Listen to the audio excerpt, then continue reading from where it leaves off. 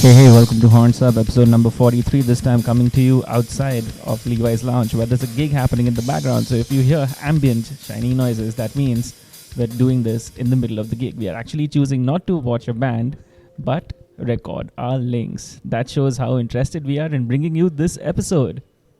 And it also tells you how interested we are in endless amount of effects and delays. Can you guess which kind of gig we are at? If you know the answer, write to us. We are at Horns Up Pod on Twitter. I'm at Asmoani. And I'm a Trend Crusher. And we are also on hornsuppod.com. Oh yeah, we've got a shiny, bright new website. If you don't like something that you see on the website, do let us know. If you do like something that you see or that you hear, which wins us brownie points, send that love to us too. Come on, you know you want to do it. Anyways, now that the plugs are done, Peter, here's a question for you. If you, as a kid, had a chance to essentially one day in the future join the band that your heroes played in, which band would that be? Wait, I have a question. To answer your question, is this Peter as a young person or Peter as like now looking back? So let's do it in stages. Peter as a kid. Dude, Limp Bizkit, man. Okay, Peter as a teenager. Limp Bizkit who? Okay, and Peter now as... No, I mean, Peter, Limp Bizkit who, considering now that I'm that much older, but dude, and I'm going to justify that for all those haters of new metal. Dude, Limp Bizkit were the shit. If you grew up, if your teenage was around the turn of the 2000s, they were the biggest thing, man. Like, that was metal back then, right? I mean, think of who their contemporaries were at that time. Crazy Town. Yeah. And now compare Crazy Town to Limp Bizkit, of course. Crazy Town are still, technically still so are Limp Bizkit. But coming back Fred Durst's more well known. He has. Did you see the car commercial he was in? No, not car commercial. I think it was an insurance commercial or something that he was in recently. He sold out clearly. But yeah, man, they were like freaking heavy. That was the sound back then. And for me, the iconic gig of theirs was the Woodstock one, man. Yeah. It's freaking crazy. Okay, so that's your first answer. Yeah. Now my second question to you, what instrument did you see yourself playing, or would you be Fred Durst? Nah, dude, I don't think I would be Fred Durst. I just like... And that's where... A close second would have been Slipknot, because I would have just been one of those 9 guys banging the shit out of drums. I mean, technically, that's what I thought they did right back then. No one knew what producers were or everything else. But yeah, man, I mean, I just probably played some sort of percussion instrument, go nuts on stage. All right. Okay. 16-year-old Peter's living their dream in Limp Bizkit. What is 16-year-old or 17-year-old Animesh living their dream? 16 or 17-year-old Animesh is having dreams of sharing stage with Iron Maiden, which actually I would still want to do. I kid you not. Like, literally, I started playing guitar because I wanted to try and learn how to play the song, to be precise. I wanted to try and learn how to play Wasted Years. Okay. Right? It was Wasted Years, and I wanted to learn how to play that, and I learned how to play it eventually. And I would practice, because back then, like, you would practice, like, everybody practices at home, but what I would try and do was, I would put on Rock in Rio on my small little DVD player connected to the TV, and I would pull my amp next to the TV and pretend I'm playing along with Iron Maiden. Wow. I haven't done that in a really long time. It's also because I've given up guitar overall. I realize I suck so much at it. So who did you want to be from which guitar player? I would want to be the fourth guitar player. Oh, wow. Because so here's the thing. Like Iron Maiden to me as a 3-piece is fine. Like, I know probably Nolan will hate me for saying this, but they sound okay as a 3-piece. Actually, I think they sound much better as a 3-piece than they did as a 2-piece, especially live. Yeah. Yeah, but that love for Iron Maiden still continues. Dude, we can go on and on about Iron Maiden. Exactly. So Iron Maiden still your pick today? Oh well, now you can include, like, I don't know. I would give anything to be able to share the stage with. If death was ever to be resurrected, if I don't know if Slayer decides that they want to do another run of Which new shows. Trust me, it'll happen just like Motley Crue.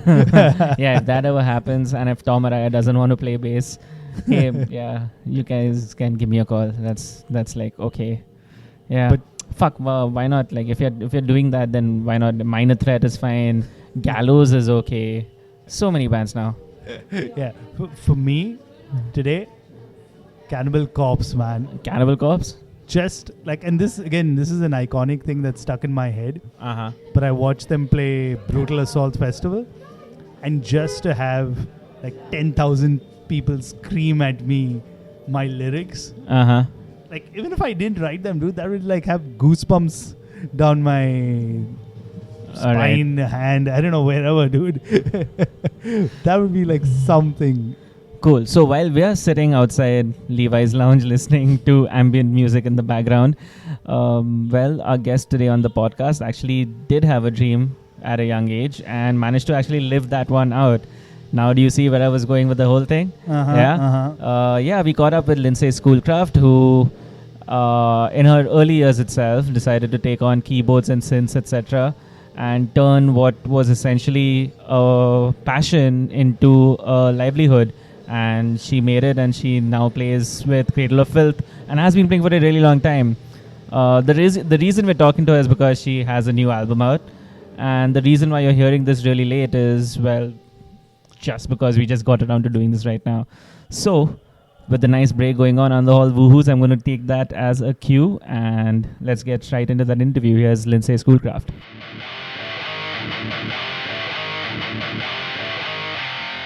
All right, and I'd like to welcome to Horns Up, Lindsay Schoolcraft. Welcome to the show, Lindsay. Thank you so much for having me. And how are you doing today? I'm actually pretty good, thank you. Just working on things, the usual. How about you? Oh, we're doing all right. It's kind of like Good. the middle of the night here. Oh my, well, good evening. So yeah, the whole focus of our interview is primarily your album. So congratulations on the album. But, before we want to dive into that, we want to get to know you a bit better. So Sure. If you could kind of take us back to your childhood, what's your earliest musical memory? Okay, so my earliest musical memory, there's two. I was in elementary school, and we did a lot of Disney for plays. So I was in, well, I guess this isn't Disney. The first choir I was in, and I was like learning about harmony, was for The Wizard of Oz. And then I was in The Little Mermaid for the Under the Sea number as like a background singer. But I was in a full shark costume. It was amazing. It's like one of the best costumes on stage. So it was something else. So those are my earliest memories of me like singing and figuring out what music meant to me. Okay, but do you come from a musical family as such? Is music like seeped in your blood? Definitely. Well, my from what I found out recently, my great grandfather on my mother's side, he played the accordion. And then my dad is actually like a very talented singer and guitarist. He pursued the corporate world, but that doesn't mean that he gave up. He still plays and sings all the time. So yeah, it's been in my life since a young age. My dad taught me guitar around the age of 7 or 8, and I didn't take a ton of interest in it. Like, I didn't pursue it super seriously at the time, but I did have down the foundations to kind of understand it. But yeah, I didn't start taking songwriting seriously until high school when I picked it up again. All right. And how did heavy metal happen? Heavy metal is such a strange monster. So what happened was like in high school, I was in a punk band, but I was also like exposed to like the heavy metal of the time. So that new metal movement was like, I was in grade 9 in 2000. So like bands like Korn and Kitty, Chevelle, Evanescence, Linkin Park, like all of that heavily influenced me in high school. And then I moved in a little bit more of just like an alternative rock direction until I started studying classical music. And then that's when I was introduced to like bands like Within Temptation, Camelot, Nightwish. this would have been like 2007, I want to say 2008, 2009 area, where I started like getting this reintroductory to like European heavy metal, and it was very, very interesting. It was just incredible, especially being classically trained. Like in my training at the time, I found it very inspirational. Yeah, Okay. and Kitty, of course, I have to add over here because I still remember their video, and of course, they're Canadian also. So, what was it Yeah. like? Because I'm assuming you caught their video on Much Music. So, what was it like watching them for the first time and just It kind of was discovering? just magic because so Morgan is like the singer. Morgan is now a good friend of mine, which is Oh just wow! unreal.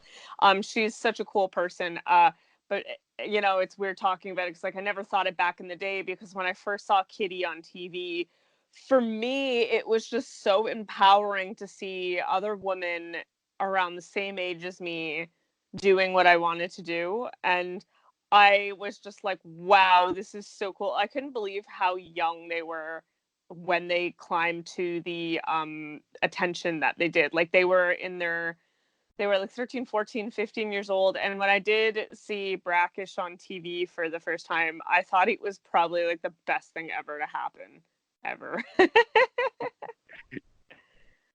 Of course, so you're into punk, you're into metal, you're getting into that world, and then comes along the classical music side of it. What was the bridge between both these worlds, between classical music and heavy metal? Well, it was really interesting because at the time, like, it's funny, I didn't think that like music was going to work out for me. So I was like, well, I still want music in my life, so I'll become a teacher. And what my singing coach and my teachers, like I had a theory teacher, a piano teacher, and a vocal coach, and they said, you have two choices. You can study jazz or you can study classical. And I was like, I like strings and piano, so I'm going to go like more of a classical route in my studies to learn theory and technique. And I think that's why I was so drawn to that boom of European metal in the middle, like those late 2000s, because heavy metal and classical just line up so perfectly, no matter like what the subgenre, like they just kind of go hand in hand. And it's not to say that jazz doesn't, because there is some jazzy Mm-hmm. type heavy metal bands out there. But yeah, they're like brother and sister, and they go together so well, and they complement each other. And I mean, it was apparent that this was going to happen when like Metallica did their S&M concert with the symphony orchestra. Like it's a no-brainer. It just had to happen. Okay, it's very interesting you say that, and you say how they complement each other. How easy or tough is it for someone to straddle both the worlds? And when we say worlds, we mean everything beyond the music as well. Like, do you mean Like it's like uh classical music, it's more pure in that sense, right? Like there's a heavy mhm, um, visual aesthetic to heavy metal too, which mhm. may not be true for classical music in that sense, or at least that's not the way the audiences would perceive it. No, and the only band that really kind of brings those two together aesthetically, I would say like Flesh God Apocalypse does a really good job with Hmm. their like Renaissance outfits on stage. It's Yeah. very, very well done. Yeah, the aesthetics are two like entirely different things, but I think the musicianship, like the discipline that you need to be a classical musician, I think is about just the same as being a heavy metal musician. Like you need that discipline. Um, but yeah, I mean, they are like complete opposites, but sometimes when those complete opposites come together, they do make something really amazing, which is so cool. So yeah, in 2012, going back 7 years, you released your first solo EP, which was titled "Rushing Through the Sky." Mhm. What was your headspace back then? Oh, it was so different. I mean, I was still learning, I was finding my voice and my sound. I was still learning about production. And I mean, I think like I look back at it now and I'm like, oh my God, please no one listen to that, because it's like God, it's almost like 8 years, 7 years, 8 years. I don't know what year it is. 7 years. It's like, yeah, actually it's been 7 years. Wow. Looking back on it, like I thought it was like the best representation of myself at the time. But now with Martyr coming out and working with someone like Rocky Gray and the production and the strings and everything, it's like I did my best to bring it up to that next level. But back then, I mean, I was really honestly doing the best I could with what I had, and I'm very proud of that. But I actually think I'm going to discontinue that EP. Like it's been out of print forever, but because I'm actually redoing a few of the songs, and I feel like maybe it should just lay in the past. You know, it was more of a demo. I thought it was like the best thing ever at the time, but now I look back, I'm like, well, this was really just my demo that got me into Cradle of Filth and, you know, pushed me forward to where I am now, kind of thing. And now I know what I want to do with my musical career, and it's nothing like it's not very much like that anymore. Okay, there's also a Nymphetamine cover on your Bandcamp, which is listed as an earlier release. Was that too before the Cradle of Filth thing happened? No, that was right after. So I was told when I was first like, Okay. yeah, I know it was a weird one. When I was told that like I was first hired by Cradle of Filth, I was told it was only going to be for the first 6 months, and then they were going to take a break or something. So during that time, I was actually just kind of like playing around with it on harp and doing like a full vocal version just for like fun. And actually, like my producer kind of overheard me like playing it one day, and he was like, you know, you should just like do a cover of it because your version is really like it is and it isn't different, and like I'm sure people would appreciate like a full vocal version of it. And then when my string guys, like the conductor and orchestrator, Spencer Cregan, when he was like, oh, you're doing that, like I'd love to do the strings. So yeah, it just kind of was one of those things that happened, and it was fun, and I still to this day like play it on the harp, and I appreciate it for what it is. It's a very cool song.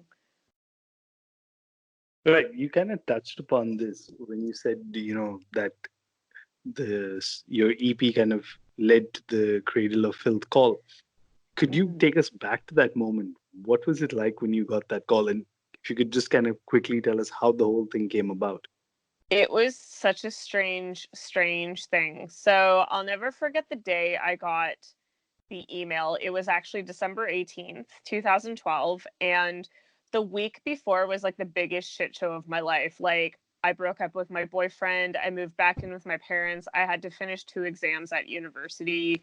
And then that morning, it was the morning of our family reunion. Okay. So then I get this email, and then like the whole time, like I just like, I remember the day so vividly because the whole time in the back of the head, I was like, holy crap, like I could be the next keyboardist for Cradle of Filth, right?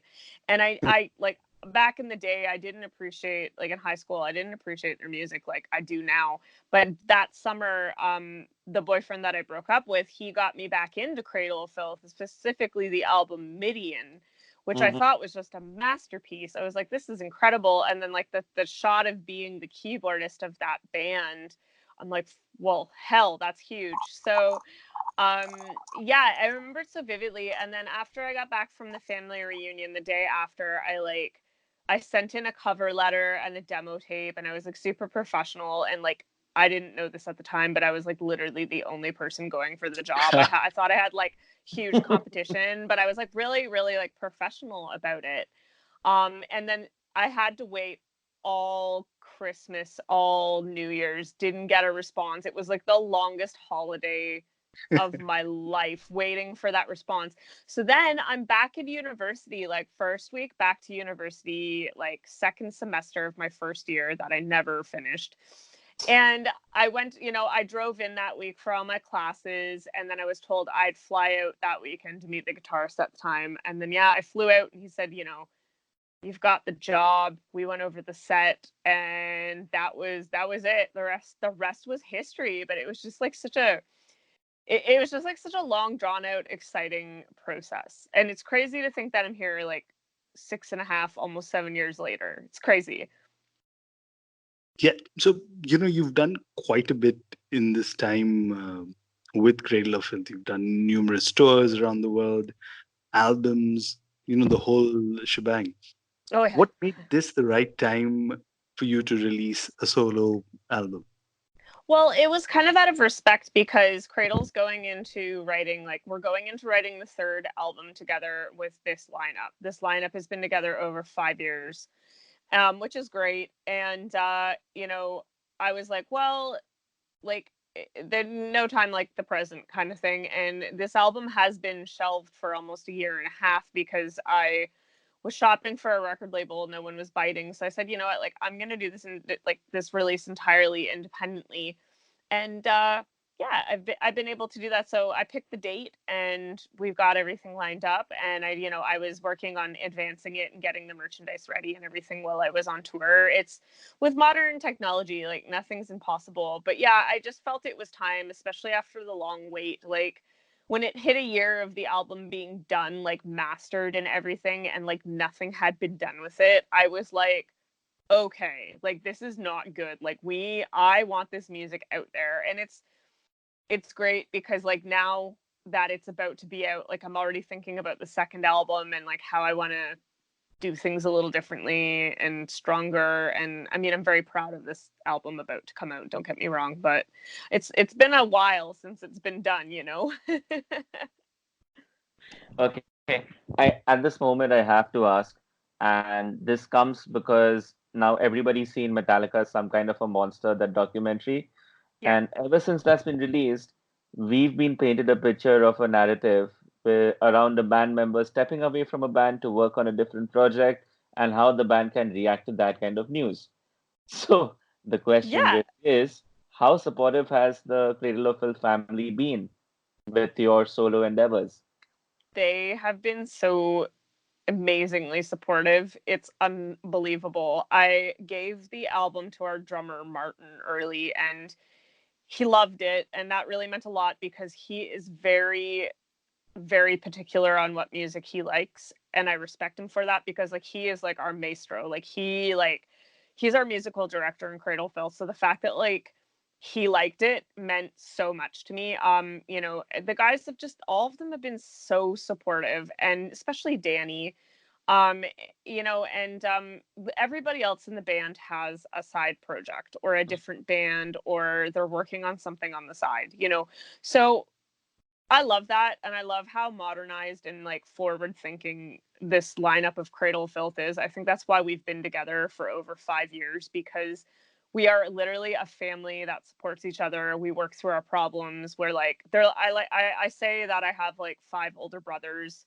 I jokingly sometimes say Danny is my child, but like, it's like or my dad. He's like a second dad, because we have such a close relationship. It is family. And I'm very lucky to have them in my life. They're really nice guys, and they know that, like, no matter what's going on, I would always support them too. So they've been really sweet about it. Even Cradle of Filth's management has been, like, really nice and supportive, which I appreciate so much, because yes, they're like, some kind of monster with Metallica. Yes, I have heard stories where, like, there's jealousy and, like, resentment. And when I went solo, this was back in like 2010.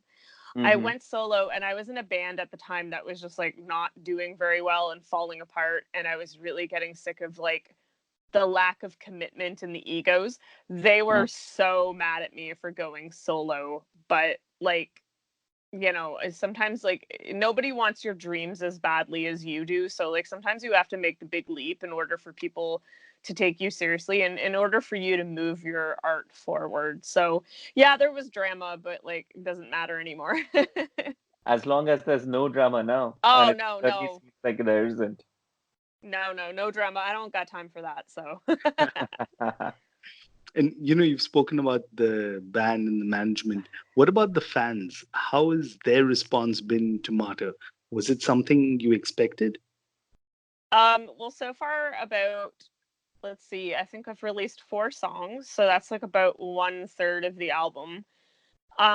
They've been loving it. They honestly really like it. I mean, I know some of the people who are, like, in the heavy, heavy, heavy extreme metal, like, we're talking more in the vein of, like, death metal, and they're not really vibing it, but like that's fine because everybody has like their cup of tea. Do you know what I mean? Like everyone prefers a different style.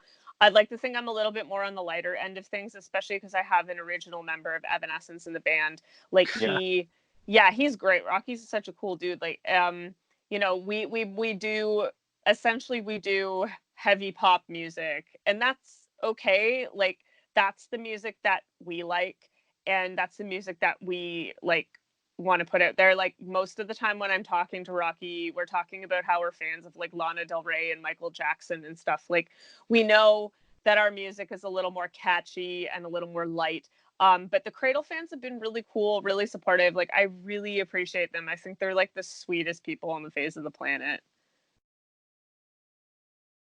All right, so just give me yeah, and you know you touched upon this already. So Martyr is co-written by the former Evanescence drummer Rocky Gray. How did Rocky become a part of the writing process for the album? It was so weird. So a photo came up on Facebook, and I've had John LeCompte, the original guitarist of Evanescence, on Facebook forever, and a photo came up with him with Ben and Rocky in the photo. So I'm like, what do I have to lose? I'm gonna try to add them on Facebook. Like the worst they can do is say no. So I added Ben and I added Rocky. Ben Moody like ignored me, and I've never spoken to him in my life, but Rocky added me right away.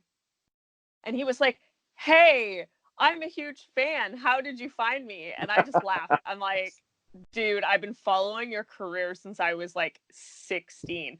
He's like, oh, no way. And then like, I think it was like 3 or 4 days after New Year's, like right after I added him, I swear to God, I added him like on New Year's. He's like, hey, do you want to work on music together? And I just freaked out. I had to pull over my car. There was like ugly crying. Like I was so happy. And yeah, we just got to it right away. So he's just been like, it's so weird. You know, he's been such a big part of my life since I was a teenager, and now he is such an integral part of my life as an artist and as a friend.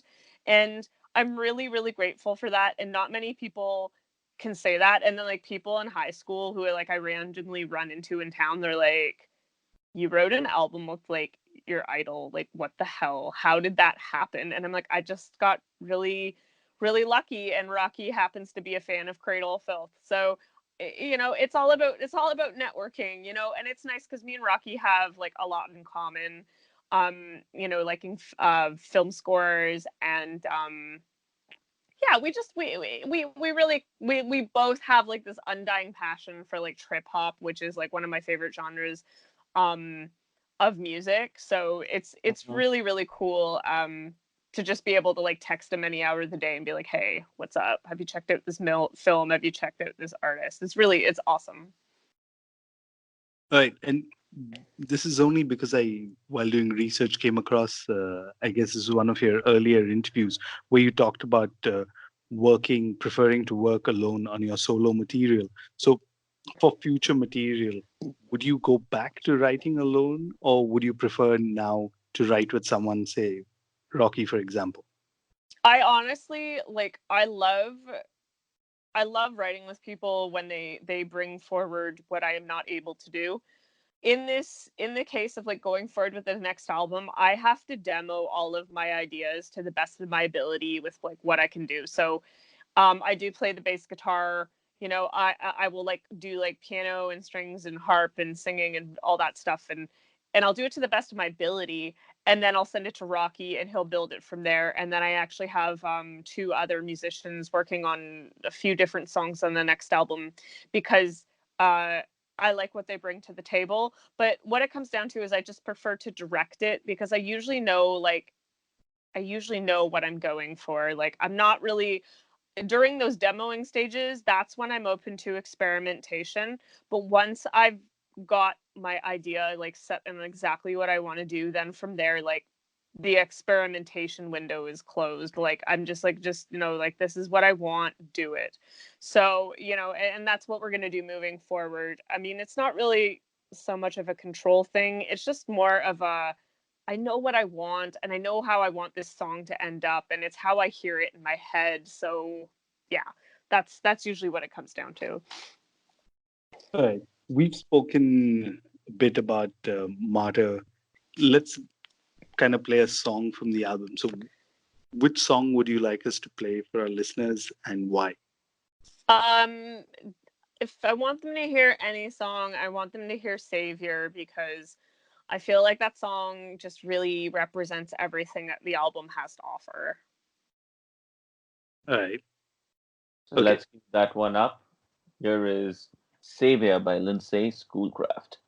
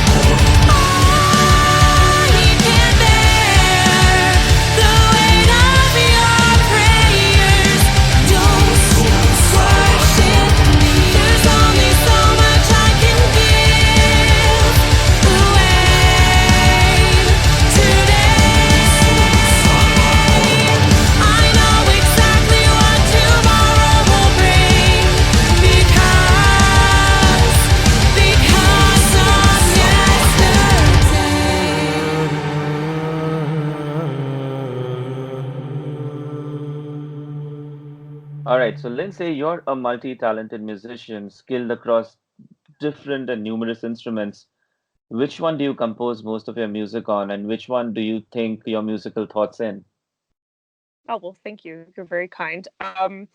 Honestly, I learned the piano to be my compass for singing and to be my compass for writing. So a lot of my ideas do first come from the piano, but I Mm, have been have been working on like writing a lot of stuff on the harp, especially songs that are supposed to be on the harp.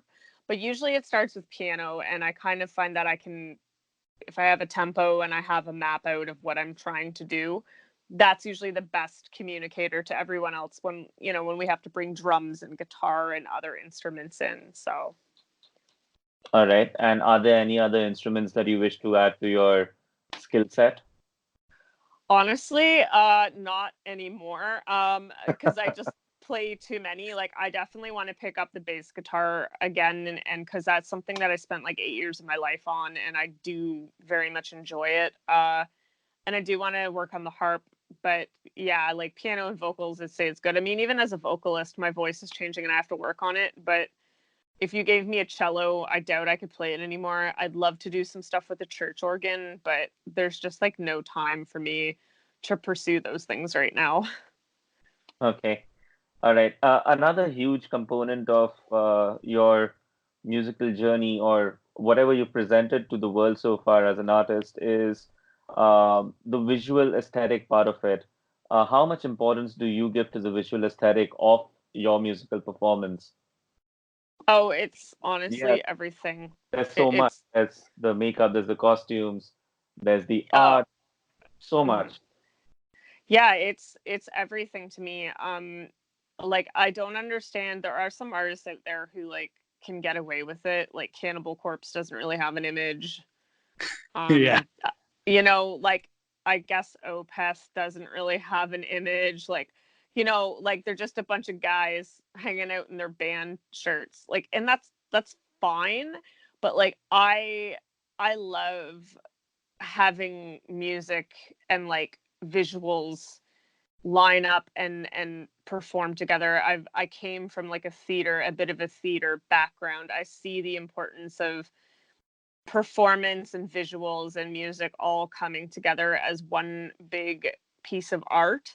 So Hmm. for me, like that's always been something that it's like, no, like this, like I can't just show up in my pajamas and everyone be okay with that. Like that's not how it is for me, because it's like I'm I'm representing a side of myself, and that's part of, identifying as a goth and being part of Gothic culture. It's like you're what you're feeling and seeing on the inside, you're bringing to your exterior, and I bring that to my music. So I think, when I'm performing or like when I'm creating something, that's part of me. Like, yeah, I don't always have the time and energy to like do my makeup and hair.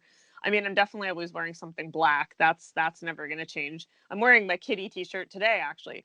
But like it's just very important to reflect what you're trying to express. And that's it's always been important for me, and I've always loved that about Cradle of Filth, because Cradle of Filth is a very image driven band, and I was super excited and a bit nervous when I joined. But then, who would have thought like years later for like music videos, like I'd be planning the makeup and I'd be helping with the wardrobe and the costumes. Like it's just such a big, incredible production that I love being a part of. Okay. Is it something that that separates Lindsay as as like your own private self versus Lindsay as the performer?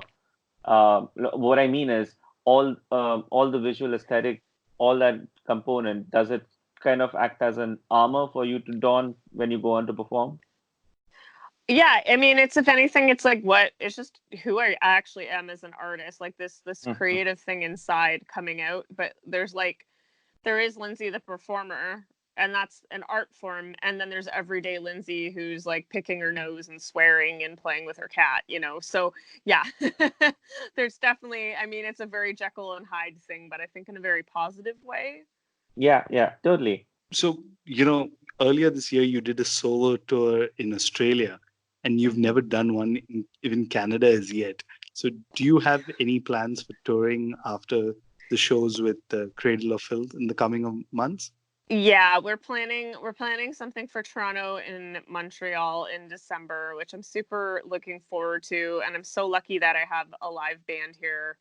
My guitarist Cody has been helping take care of like the live preparations, which I greatly appreciate, because I've literally been buried in merch boxes at home. So it's really nice. But yeah, we're trying to accommodate Cradle of Filth's schedule and work something around Cradle. So, seeing what's possible. But yeah, I'm hoping that something does come up. It would be really nice to go to Australia or Europe or something as soon as possible. Yeah, and this is something I came across on the Cradle of Filth website. And since we're from India, I have to ask you. So one of the countries you've listed as a place you would like to visit but haven't yet is India. So yeah, tell us about your fascination for India, or would you? I think. Being Canadian, I have so many friends from India, and Mm-hmm. it just looks fascinating and beautiful and vibrant, and it's something that I've always wanted to see and experience. And I can't believe that since I've been in Cradle of Filth, we haven't gone back to India, because In like 2011, yeah, I was being a little snoop, and I went on to the Cradle of Filth Facebook page yesterday and looked at like the insights, and I'm like, hey, where are most of our fans from? I think like number 2 was India. And I'm like, Hey. why the heck have we I need to send this to management. This is stupid. It just blew my mind that we have not been back to India. And I'm like, well, it is what it is. But hopefully we come back soon. I would love to go. Wow. I totally Yeah. was expecting that. Peter, did you think India would form the second largest fan base for Cradle of Filth? But, no, I had no idea. It's crazy. That's crazy. surprised because, if you think about it, Animesh, one of the first bands that you're initially introduced to was kind of Cradle of Filth, right? And when they were kind of synonymous with the black metal, especially in the 2000s. Right. So for a lot of Early people, on. Yeah, maybe. yeah. Yeah, no, So- totally. I mean, that's kind of like how I heard most of the early Cradle of Filth stuff, is because when you're getting into metal, those are one of the first bands. And of course, there's something about their whole image that, when you're in that rebellious Yeah. phase, you want to really go out and wear those T-shirts and stuff like that. Oh, totally. I think our Jesus is a cunt t-shirt is the most rebellious that you'll ever get. And we did a reprint a few years ago and they sold out, I feel, and it was mostly young people just trying to piss off their parents, which I thought was so funny. But no, that's very, very true. And I admire Danny for that. He really got down that vampire black metal aesthetic and he owned it, and he still does to an extent. And I love that. I really do. I think it's so cool. Yeah.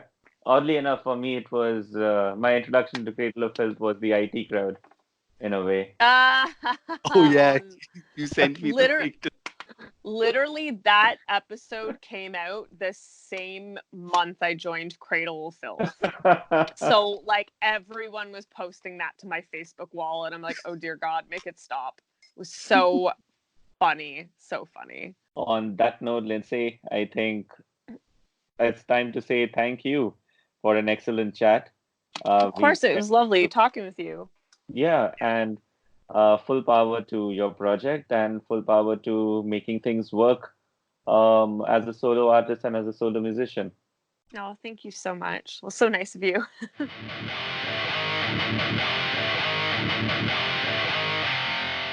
That's a pretty cool story, right? Dude, I can't believe. I mean, it's literally like that movie Rockstar, right? Which was kind of based on Judas Priest. But here she's living it out. Yeah, exactly. Steel Dragon reference will always win brownie points in my book. And that's all the time we have this week. We're keeping it nice, short and crisp so that you can make more use of your time and do all that Christmas shopping, which I'm pretty sure you guys must have a lot of doing. Or make your top 10 lists. Oh yeah, correct. Yeah. It's that time of the year too. Yeah, so if you've got anything you want us to check out, if we haven't checked out as yet, go back, listen to some of the episodes and say, fuck, you didn't check out that album as yet. Yeah, and while you're doing that, just go back to the very beginning of the episode to find out how you can reach us and let us know how you can reach us. I'm just going to do it again.